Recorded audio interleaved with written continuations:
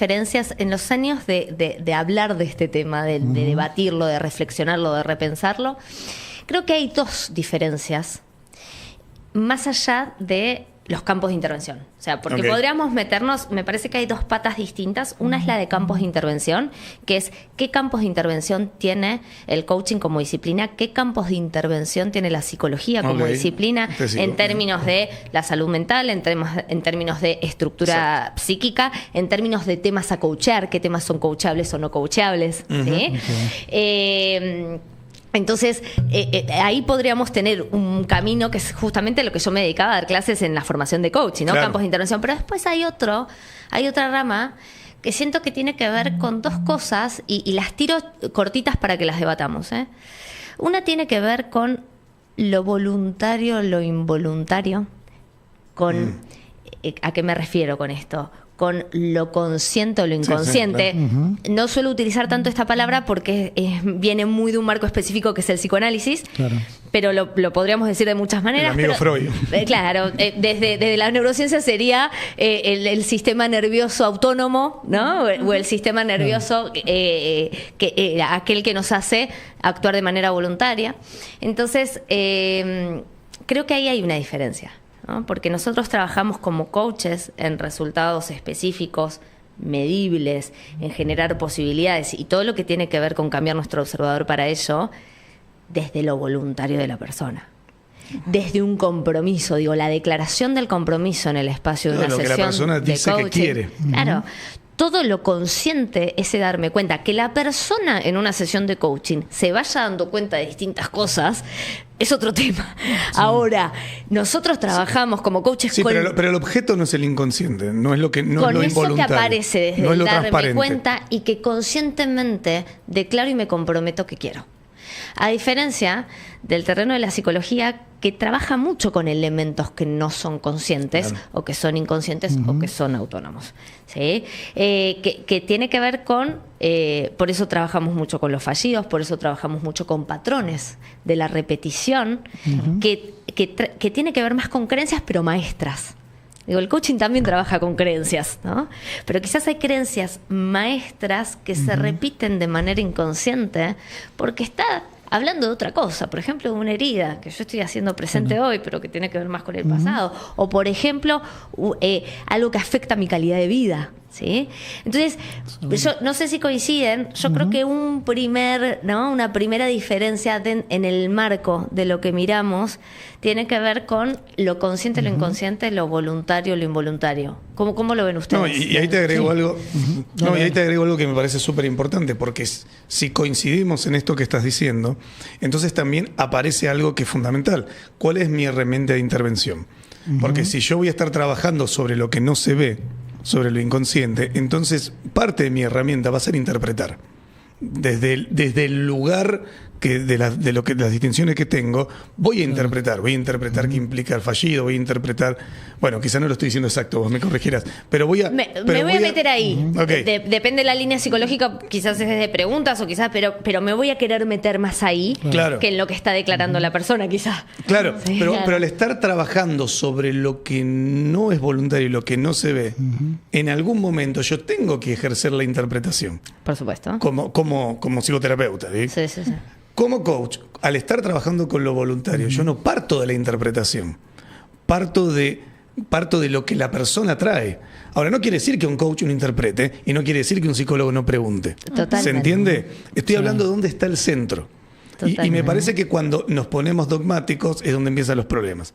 Total. Porque entonces, no, como coach no interpreto. No, a ver, pará.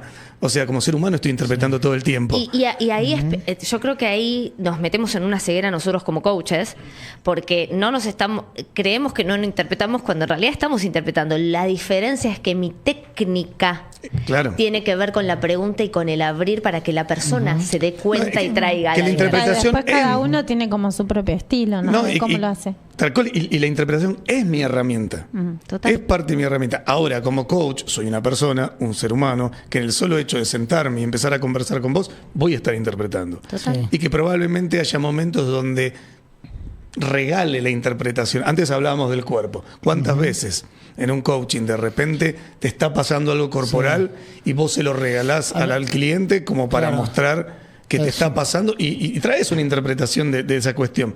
Pero no es el centro del asunto, porque a donde estoy yendo no es ir a buscar lo que no se ve, lo inconsciente, lo involuntario. Total. Entonces, creo que esa es la diferencia, que es más profundo que decir, bueno, los psicólogos interpretan, los coaches preguntan y chao. Bueno.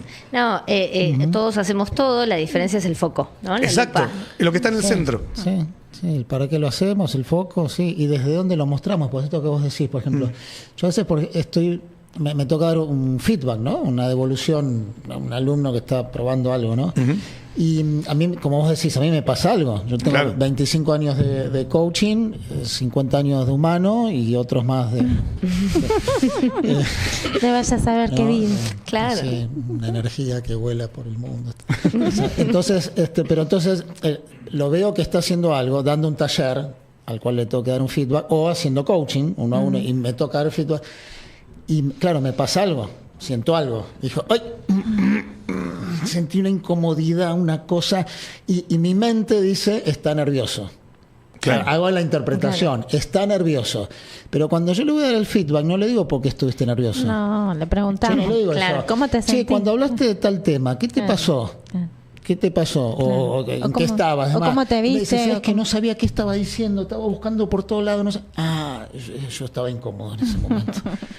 Y entonces como que validamos, ¿no?, lo que le estaba pasando al otro, y yo lo estaba sintiendo, pero en general no se lo doy como esa interpretación, ¿no? Claro. A vos te pasa tal pero cosa, interpretaste lo que no hiciste, lo que elegiste qué hacer con esa interpretación. Claro, soy humano, interpreto, claro, como decís vos, me pasan cosas, pero y aparte, acá, escúchame, mezclando un poquito las cosas, nuestras ideologías están interviniendo en las preguntas que hacemos y en cómo miramos lo que miramos. Por supuesto. Sí, no es lo mismo una persona. Mira, les doy un ejemplo.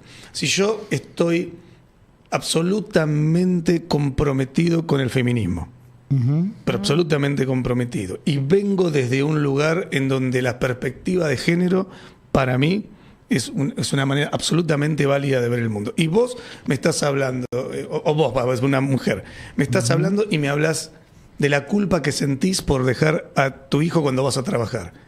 Mi intervención como coach, teniendo perspectiva de género, es absolutamente diferente que la que voy a tener si no tengo eso. Si no tengo eso, voy a trabajar la culpa. Bueno, ¿para qué sentís culpa? De la perspectiva de género, quizás haga preguntas donde te muestre que esa culpa que estás sintiendo es disfuncional. Es disfuncional. Y es la conservación de una tradición patriarcal, en la cual se está conservando una diferencia entre el juicio público y social que se le hace a una mujer cuando va a trabajar que cuando lo hace un hombre.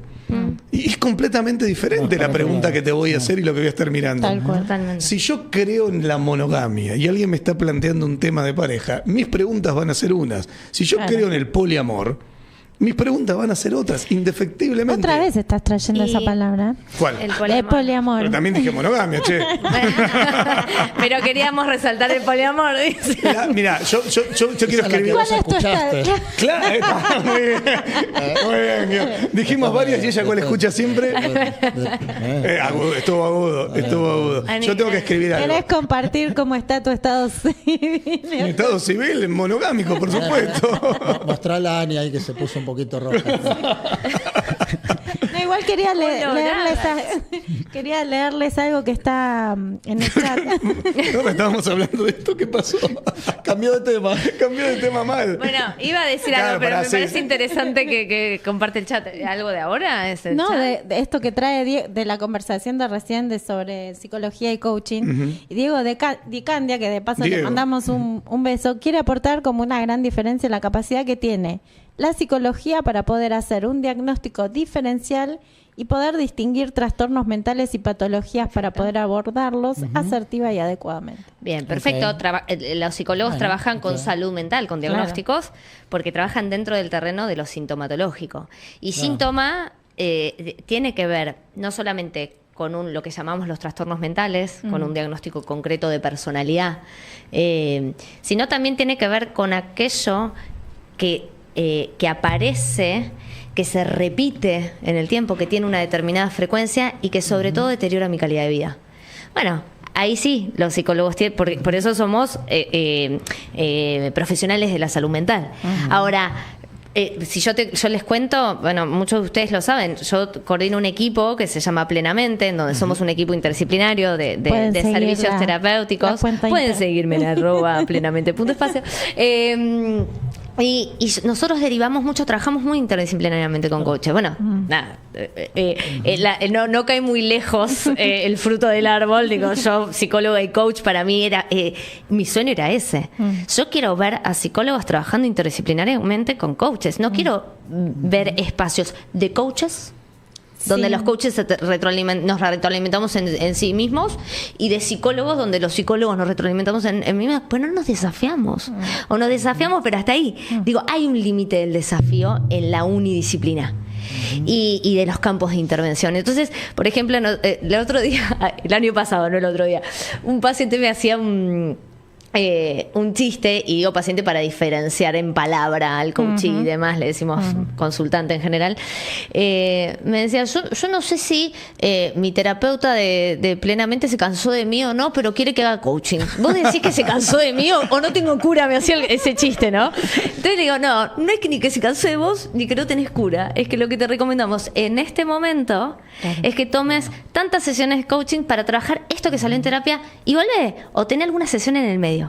Entonces, me parece que ahí está la riqueza, de darnos cuenta cuando la cuchara nos sirve para el helado, cuando el cuchillo nos sirve para cortar el asado, y poder utilizarlo en el momento de manera conjunta. Me gusta la metáfora de los cubiertos, ¿eh? Claro. Sí. Está es buena. Que si vos estás con el asado con la cuchara y está complicado. Salvo que sea una manteca, como dice. Claro. Sí, vos diste el ejemplo y al revés, ¿no? Claro. Nosotros que somos más coaches, ¿no?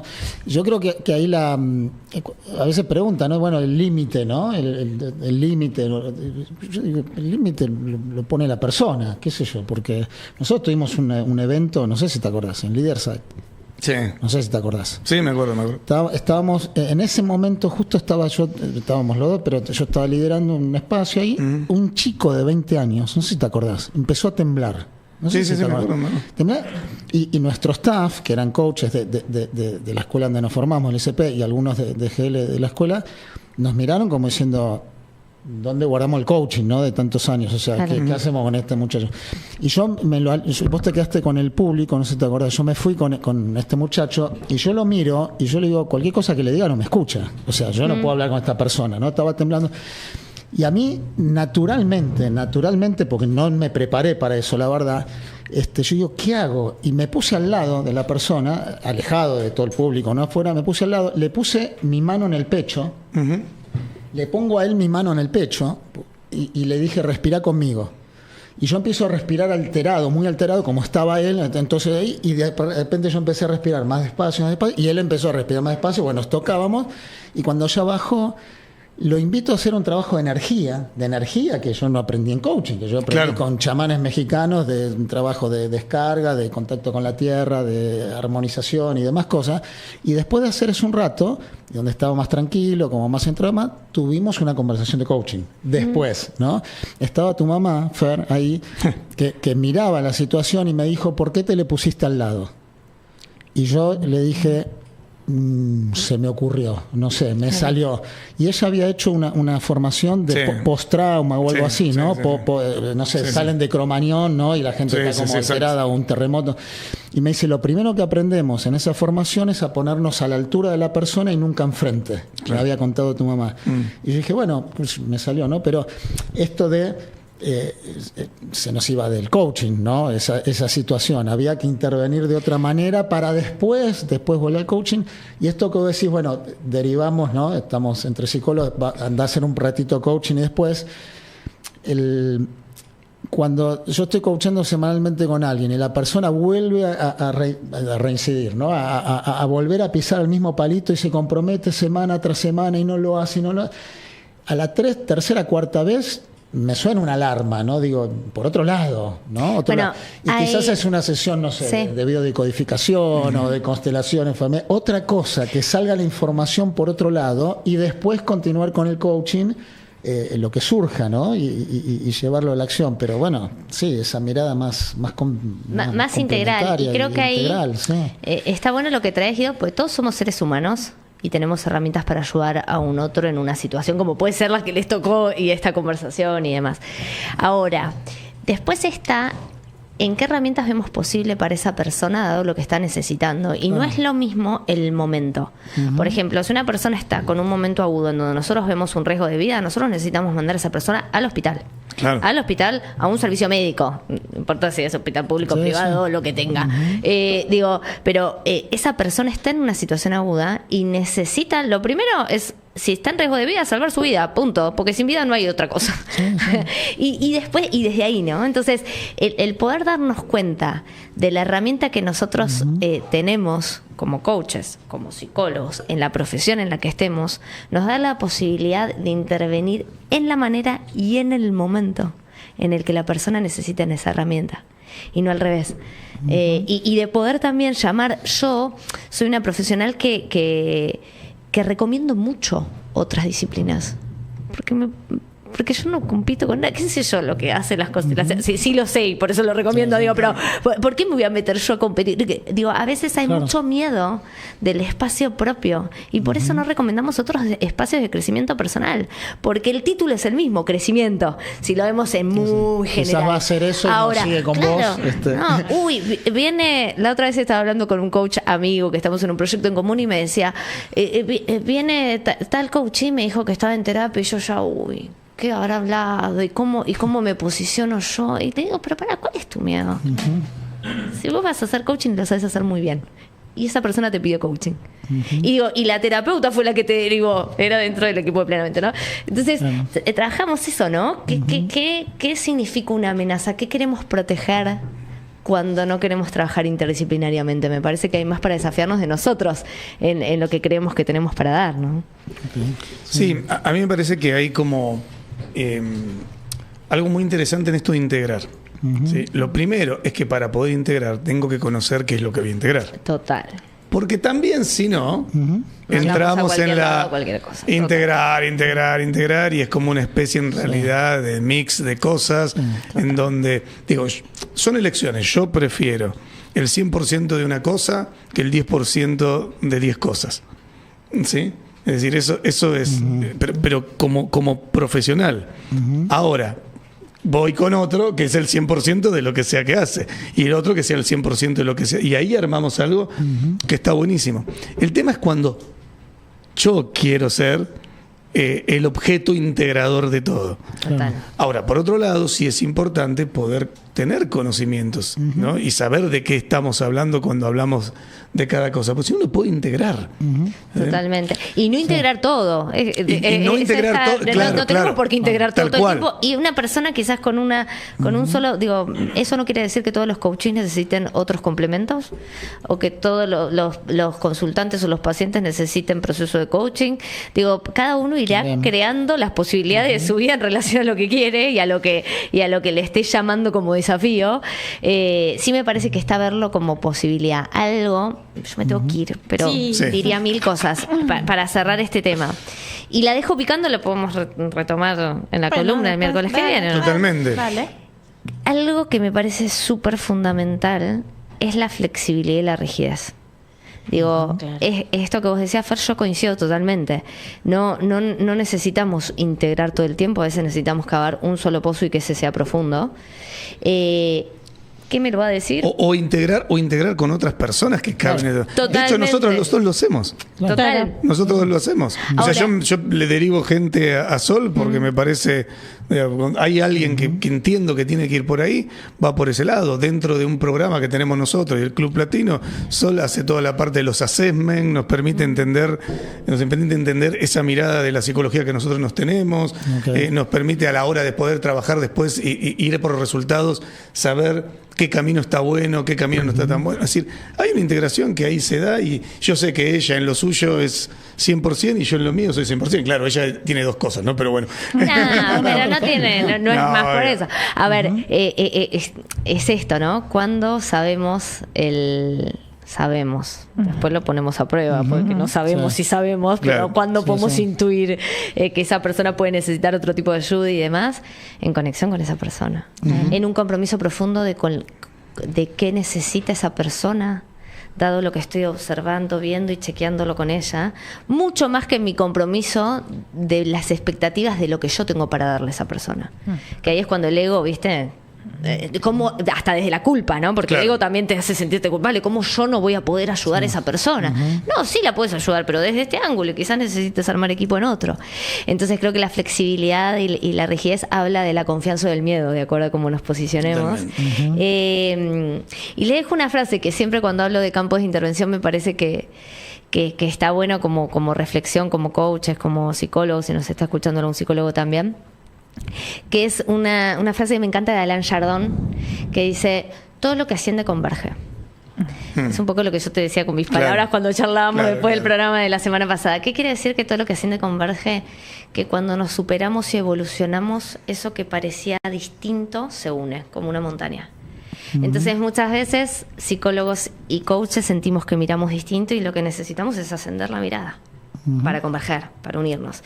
Y me parece que ese es el desafío todavía. Excelente, nos quedamos con esa frase y así te dejamos ir. Vamos convergiendo. Sí, vamos convergiendo esta reunión. Porque aparte de todo esto, mientras Sol va entonces de salida, vamos entrando con nuestro columnista en neurociencia. Uy, qué bueno. Sí, que lo tenemos por ahí por Texas.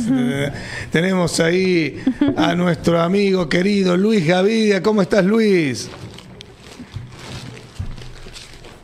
Ahí no te estamos escuchando por ahora. Estoy súper. Ahora sí, ahora sí.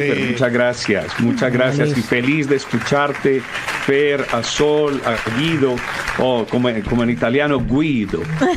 Maravillosas intervenciones. Cuando estuve en Europa, los europeos nos confundían con italianos, a nosotros que estamos, entonces me decían Guido, an Italian name, me decían. Luis, ¿te puedo decir algo, Fer? Sí. Luis, te quiero agradecer que te estuve escuchando la semana pasada con Fer acá. Me quedé conmovido, muy emocionado con tu historia, lo que contaste y bueno, y muy sorprendido y agradecido de que compartas lo que empezaste a trabajar en el hospital y con los médicos, desde la medicina, con la neurociencia y después con el coaching. Quedé alucinado, estaba ahí escuchándote, así que te quiero agradecer. Muchas gracias, Guido. Lo valoro un montón.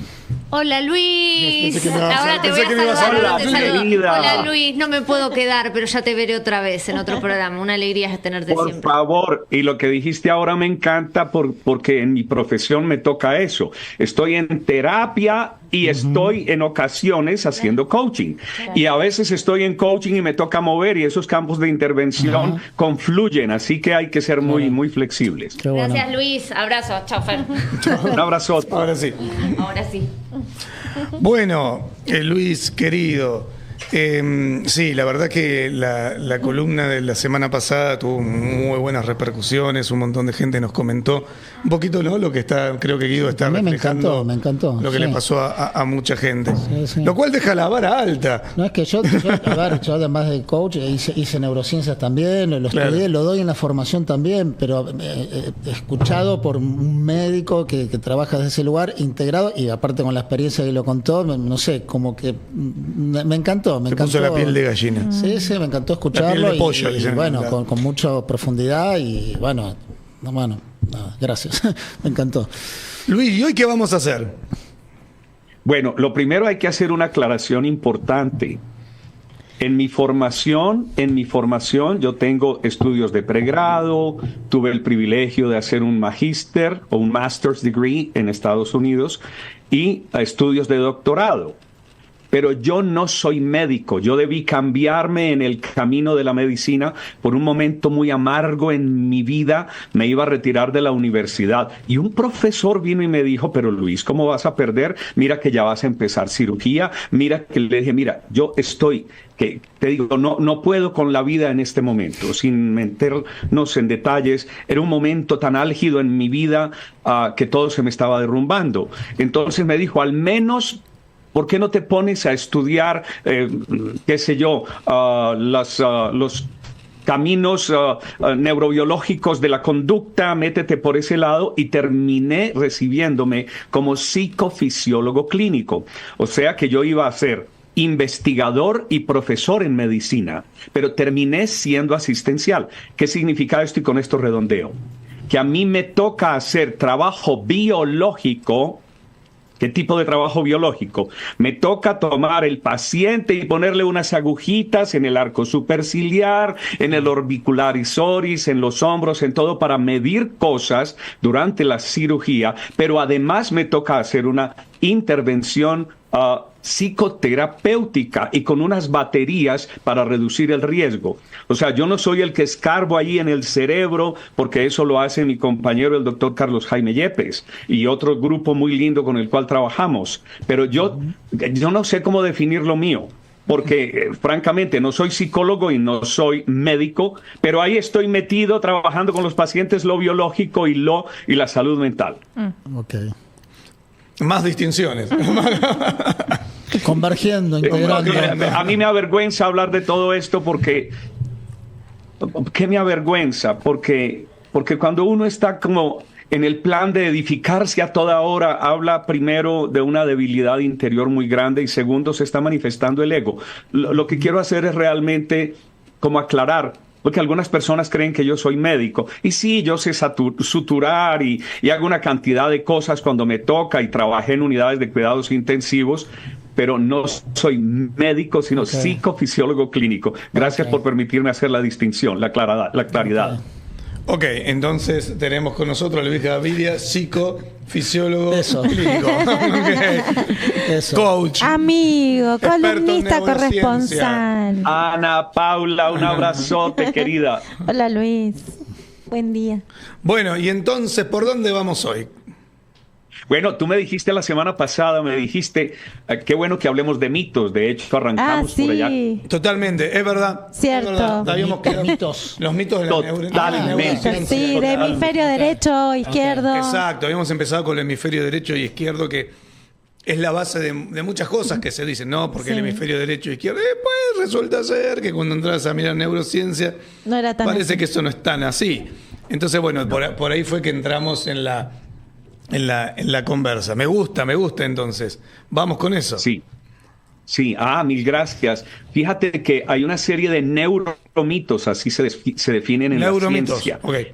Neuromitos. Voy a tomar y esos nota. neuromitos, de hecho estoy escribiendo en este momento un artículo, pero lo estoy escribiendo a ratitos justamente porque queremos tumbar esos neuromitos, porque esos neuromitos, ese conocimiento popular, aleja de la realidad. Son todos maravillosos. Si son desde la ciencia o desde lo popular, son lindos, convocan a la gente, les llama la atención. Y para mí, la parte más bonita, la parte más linda, es que genera ese amor por la naturaleza, y hablo específicamente del ser humano y toda la naturaleza. Pero es que cuando nosotros nos acercamos a la ciencia, nos encontramos con una cosa absolutamente grandiosa, como lo mencioné la semana pasada. Ayer justamente mandé un artículo con información y todo sobre lo del milímetro cúbico de cerebro, porque me encanta que nos enamoremos de la realidad del ser humano,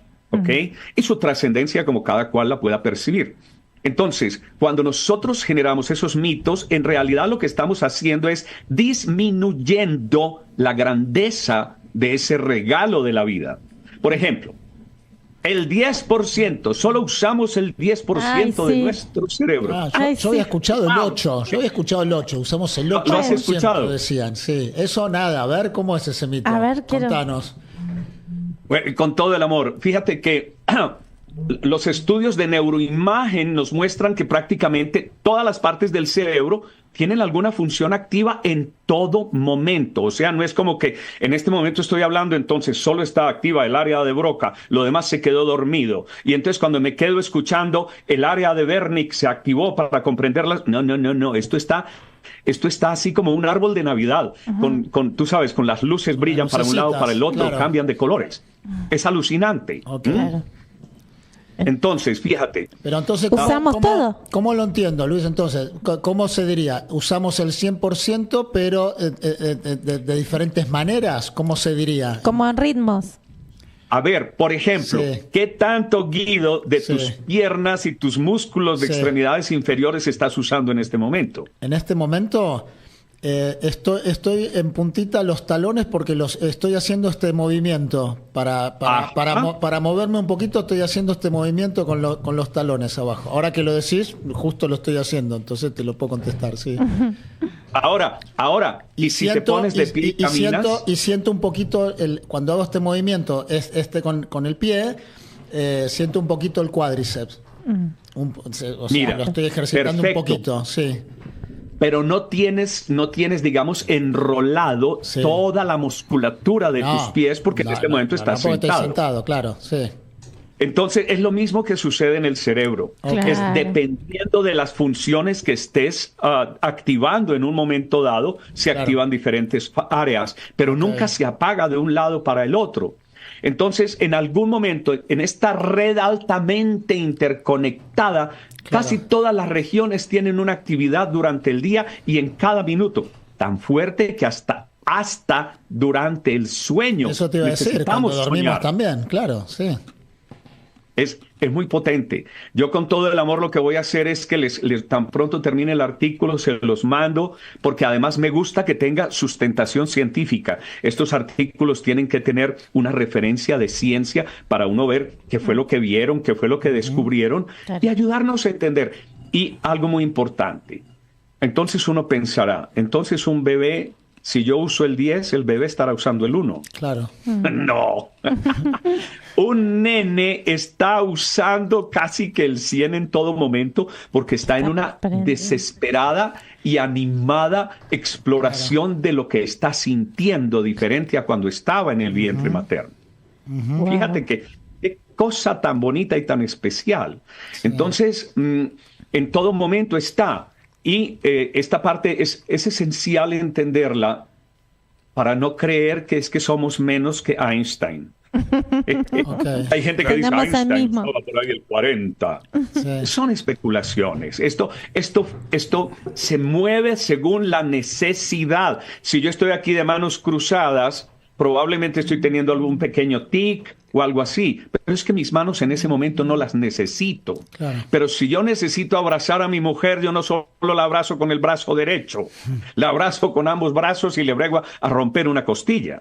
Entonces, es qué estamos usando en un momento dado, lo que recluta ciertas redes neuronales para hacer la tarea. ¿Tiene sentido? Sí, re. Sí, claro.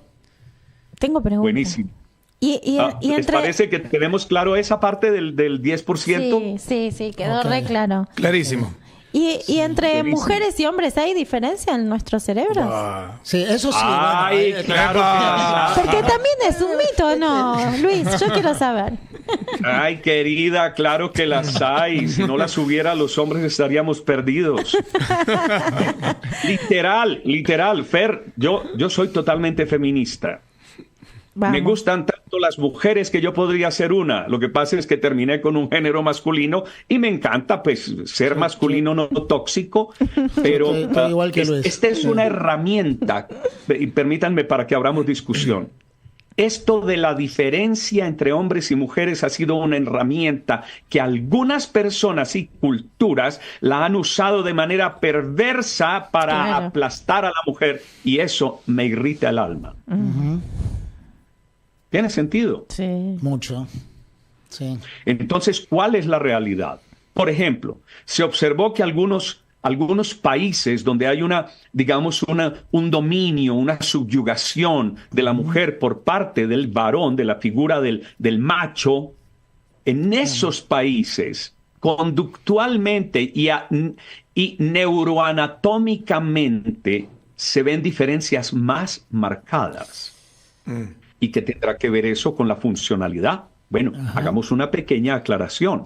Y es que nuestro cerebro tiene una condición absolutamente fabulosa, que es la neuroplasticidad. Claro. Se usa más, menos. Y esa neuroplasticidad...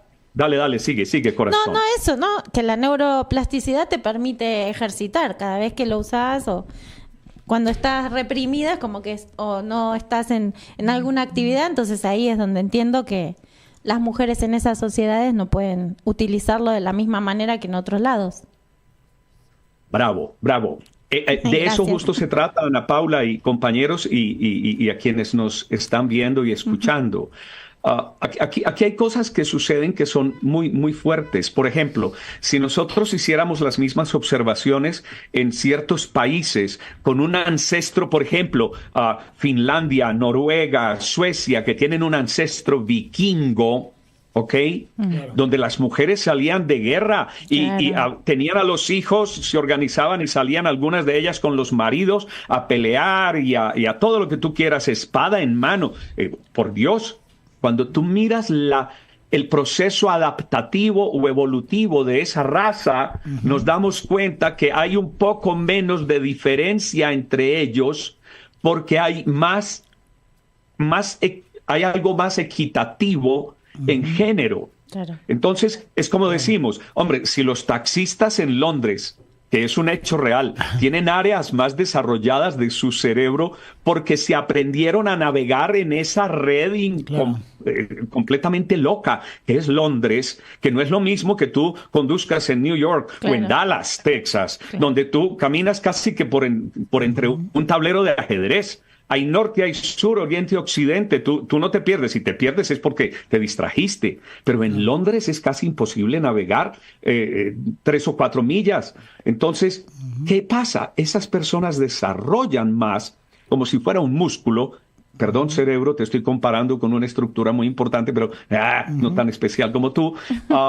Ellos desarrollan volumen y también concentración de células cerebrales en áreas que tienen que ver con la navegación. Y eso es un hecho. Pero entonces paremos. Espérense que este solo de las mujeres a mí me fascina. Ay, sí. Voy a decir un despropósito, pero lo asumo totalmente. Mi mujer dice, cuando yo hago algo en la casa que saqué un insecto, porque no me gusta matar insectos, lo saco de casa y le digo, vete nene, que no te necesitamos aquí. Lo que menos necesitamos ahora aquí es un escorpión, ¿ok? Te fuiste. Entonces ella dice, ay, como decía mi mamá, Dios y un hombre.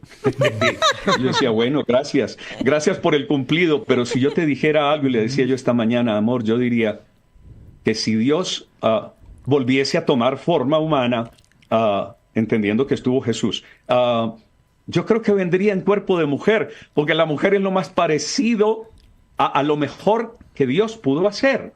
Y aquí hay una cosa donde voy a sustentar esta tesis. Tenemos 2 hemisferios, ¿vale? Esos 2 hemisferios cerebrales, si uno los mira anatómicamente, yo los puedo separar hasta cierto punto, porque están separados. Pero en la parte de adentro hay un material, hay una red neural que se llama el cuerpo calloso en español. Y ese cuerpo calloso que conecta las 2 mitades del cerebro es como una válvula en 2 vías. Esto es tremendo, es comunicando continuamente, equilibrando las cosas. La de los hombres es de menor desarrollo que la de las mujeres. Qué buena noticia. Las mujeres tienen una mayor... Por Dios, fíjate que hay una concentración tan grande, neuronal, en la parte del cuerpo calloso, que las mujeres tienen un procesamiento más rápido que nosotros. Entonces, siempre hay diferencias, sí, pero para bien. Ejemplo. No sé si les ha pasado, pero en ocasiones hay un poquito más de claridad en los hombres a la hora de navegar. Que dejé el autito en el aparcadero. Hay un poquito más de mujeres que se pierden encontrando el auto que los hombres. Y eso tiene su explicación. Y has visto una mujer bien enojada, insultando, encuentra todos los adjetivos, trata de ser o prudente o abierta totalmente y te recuerda todo, además porque tiene una memoria, por Dios, prodigiosa, y entonces te enriquecen de argumentos y además rematan con lágrimas.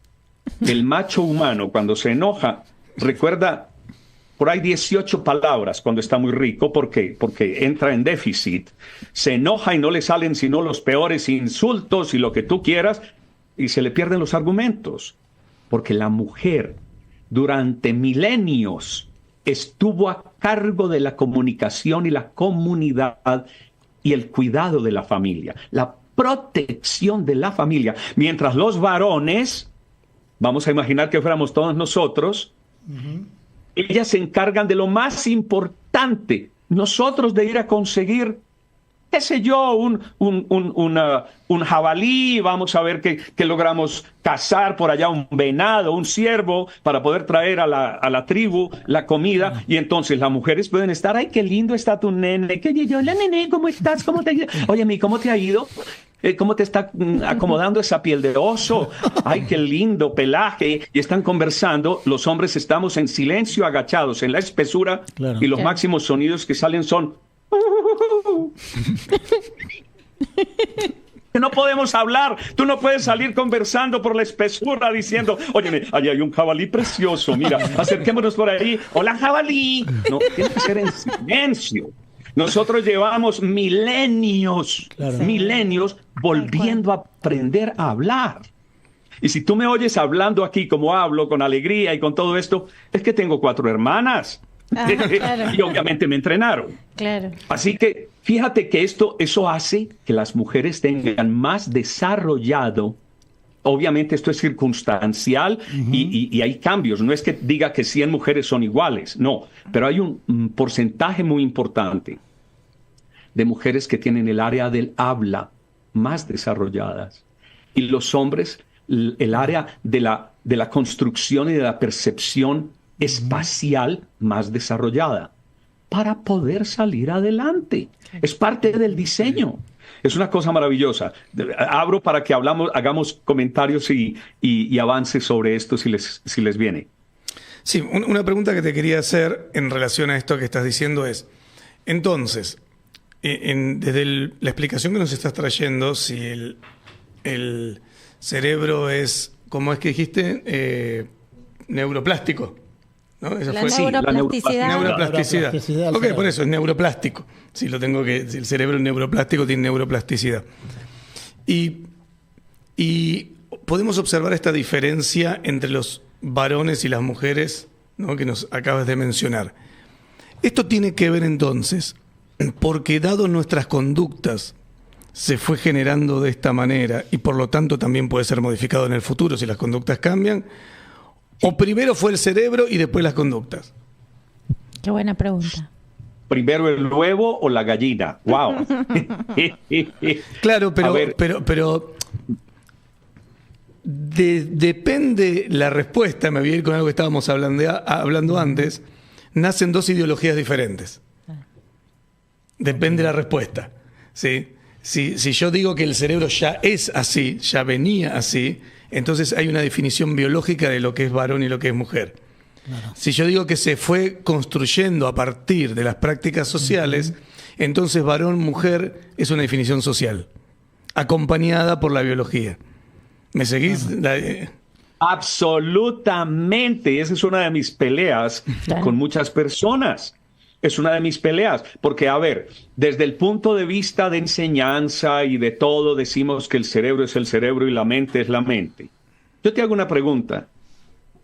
¿Cómo podríamos decir que hay actividad cardíaca y el corazón late si no hay corazón latiendo? ¿Cómo podemos hablar de mente si no hay cerebro? ¿Cómo podemos hablar de cerebro si no se expresa de alguna manera?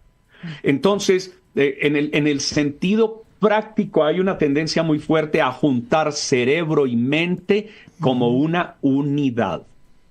Entonces, ¿qué significa esto? Y esta parte es muy esencial. En el proceso embrionario, ¿ok? Cuando nace, bueno, papá y mamá se juntaron, sabemos lo que hicieron, se unieron, el espermita dejó la colita afuera, entró dentro del óvulo y empezó una negociación de ADN. ¿Okay? Ese ADN le va a dar a estas 2 celulitas que están siendo una, se volvieron una sola carne, como dicen los libros sagrados, se volvieron una sola carne y hacen una negociación y toman características de papá, de mamá, en fin, y normalmente el esperma, el macho, aporta cromosomas X o Y. El óvulo siempre los propone X. Entonces, si el esperma aportó cromosomas X, y XX, tenemos una hembrita. Si la aporta una Y, tenemos un varoncito. Eso es lo normal. Entonces ahí comienza un proceso que además gradualmente empieza el proceso de desarrollo. La celulita esta se empezó a estirar para un ladito y se dividió en dos. Eso es mitosis, se dividió. Ahora, esas 2 se vuelven 4, las 4 se vuelven 8, 16, 32, 64, 128, y hasta que forman como una morita, como una mora. Por eso se llama una mórula. Y mira qué curioso, hasta ese momento, ese nene tiene en cada célula cromosomas X y Y, pero todavía no tiene figura de macho. Y si es XX, no tiene una vagina, no tiene senos, no tiene ovarios, ¿qué te voy a decir? Pero hay un proceso poderoso y alucinante que se da en un momento dado, y esto es curiosísimo, esas células que no tenían ninguna diferencia empiezan un proceso de diferenciación.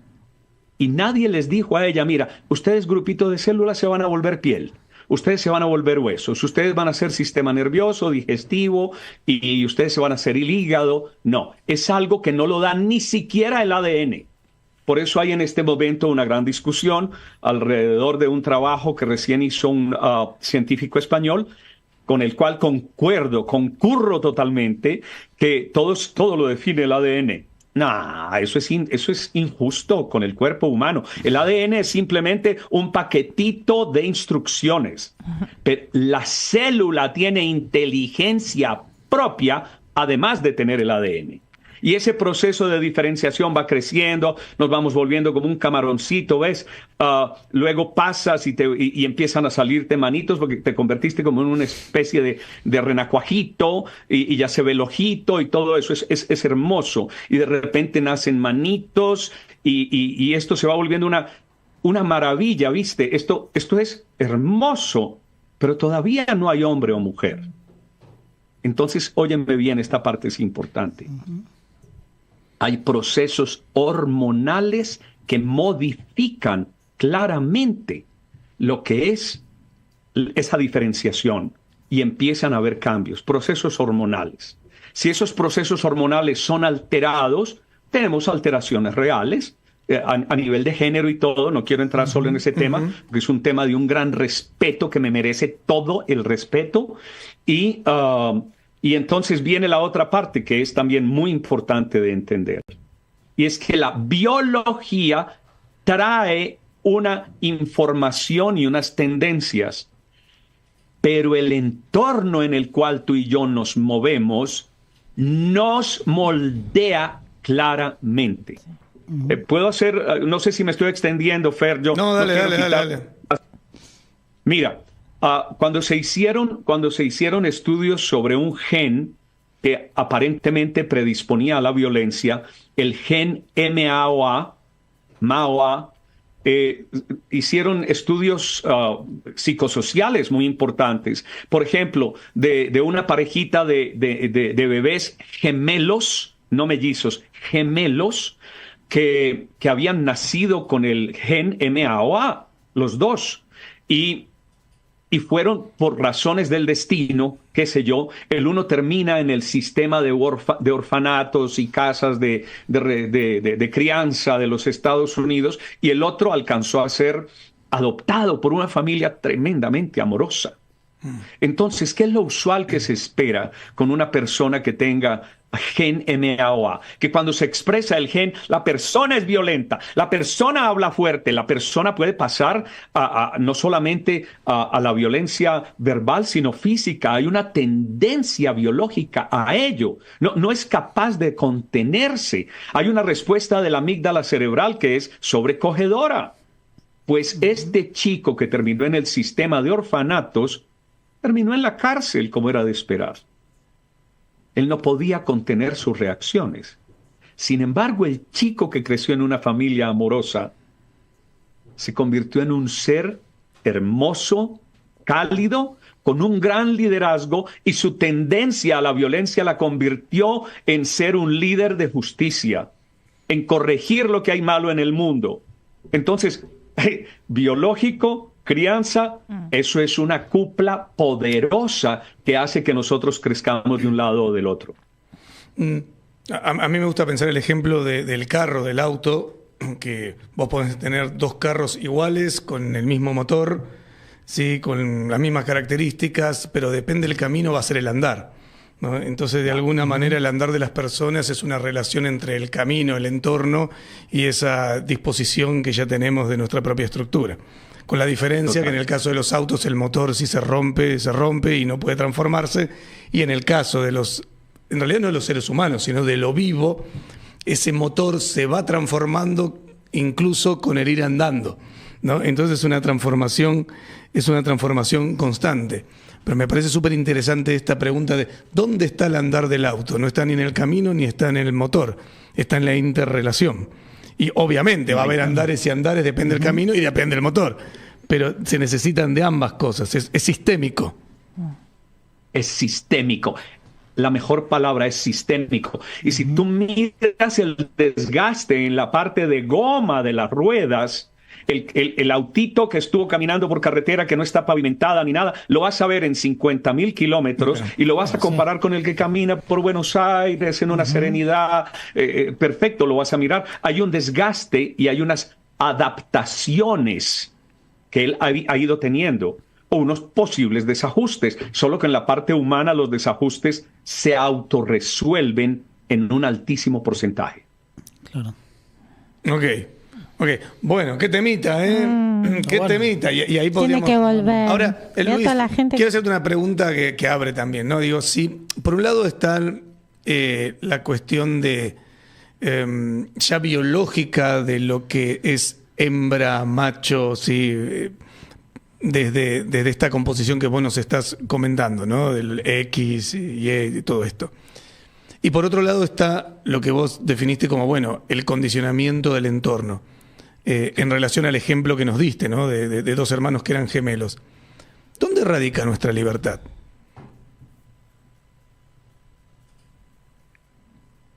Tú siempre haciendo preguntas tontas y superficiales. Livianita. No tienes una más profunda. Bueno, acorde al columnista. Lo podemos dejar como tarea para gracias. La próxima. Sí, pero fíjate que hay un detallito. Dejemos, digamos las bases para esto. Sí. Si vamos a ver esta unión mente-cuerpo, y si queremos considerarlo una espiritualidad, ya sería otro camino, y hay que mirarla de una manera muy respetuosa para que sea más inclusiva y más clara y más adaptativa. Pero quedémonos en la mente-cuerpo. El sustrato en el cual se da el proceso de pensamiento es el cerebro y todo el cuerpo. Número uno. Eso significa que tú no solamente sientes, y hay unas diferencias entre sensación y percepción, luego entraremos en ellas en algún momento.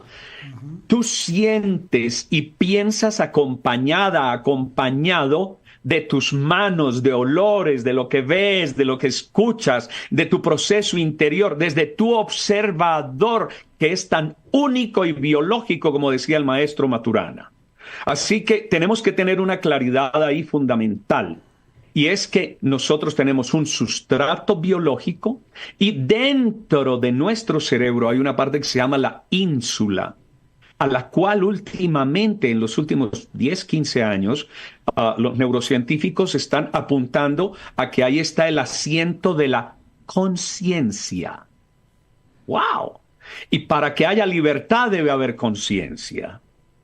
Y debe haber interacción armónica entre diferentes estructuras cerebrales y el resto de sus inervaciones. Por ejemplo, si una persona solo está activada por el enojo, que es una actividad muy de la amígdala cerebral, o la ternura también, entonces esa persona, su libertad está siendo coartada porque tiene una cascada de emocionalidad que no le permite tener más opciones. Y entonces, ¿qué hace? ¿Qué hace este proceso creativo tan lindo? Bueno, nos dota de unos lóbulos prefrontales que nos traen el buen juicio. Yo creo que si sigo gritando voy a tener un problema. Yo creo que si digo una palabra más, me voy a quedar solo en la vida. O si sigo discutiendo con este guarda de aduanas, voy a perder todo lo que llevo. Entonces ese buen juicio, que es puramente adaptativo, genera un balance. Y cuando hay balance, las personas entran en un mundo de mayores posibilidades. De hecho, la persona que actúa siempre altamente emocional tiende a tener menos libertad interior y poca gestión emocional.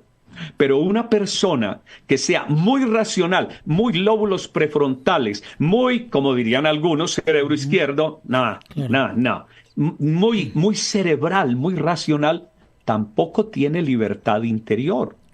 ¿Por qué? Porque está mirando la realidad con un solo lente y se requieren más lentes.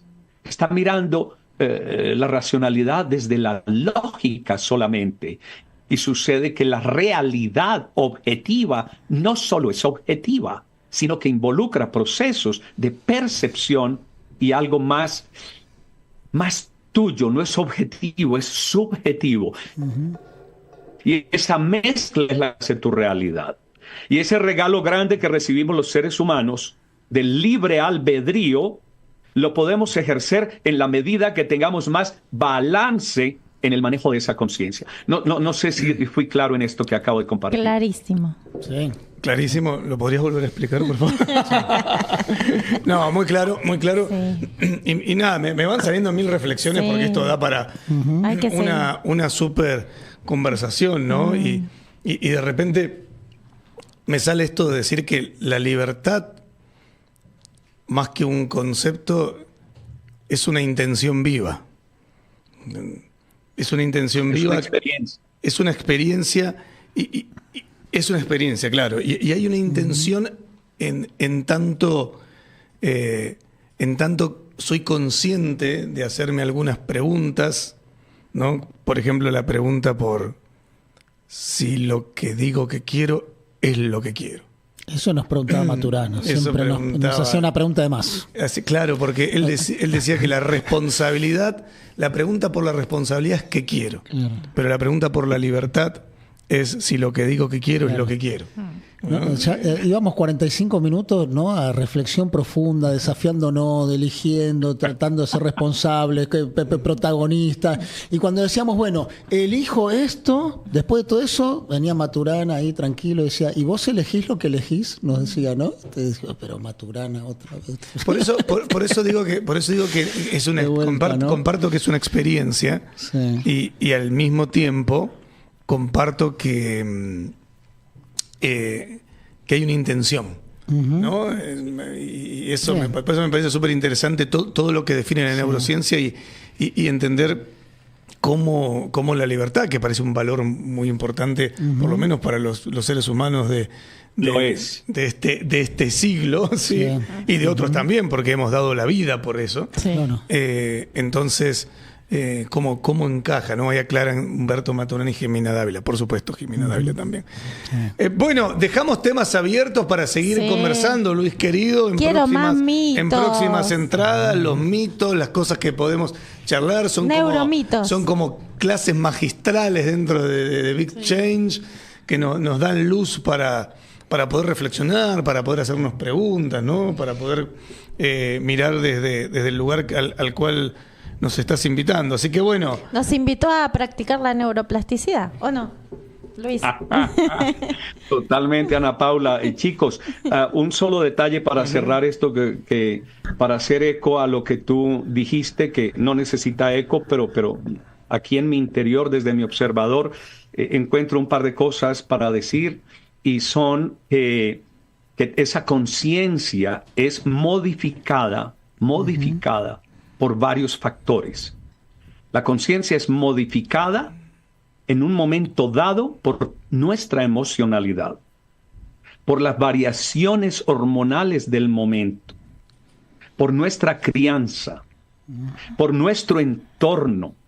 Entonces tenemos condicionamientos hacia la conciencia que tienen que ver de la crianza, de mi biología, pero también de mis intenciones y mis esperanzas y lo que yo quiero. Entonces hay elementos psicológicos y elementos biológicos que terminan siendo unos solos. Y termina también en la intención, sumándose a un elemento que se me hace hermoso, y es el elemento espiritual. ¿Cuándo nos volvemos espirituales desde esta perspectiva, manteniéndonos desde la perspectiva de la ciencia y de la supervivencia humana? Y es cuando nos preguntamos, ¿cuál podría ser el bien mayor? Esto es lo que yo quiero, fulano de tal quiere esto, tenemos una pugna, en unas cosas nos encontramos, encajamos, pero en las otras no. Preguntarse, ¿cuál es el bien mayor? Es decir, ¿cuál sería el mejor desenlace del proceso para el bien de todos los involucrados? Y en ese momento pasamos una cosita, un pequeño paso hacia la espiritualidad. Muchas gracias por esta invitación tan linda, Fer, Guido, Ana Paula, Sol, que ya se nos fue. De corazón les quiero un montón. Muchas gracias por tenerme en cuenta. Abrazo. Luis, querido, muchas gracias.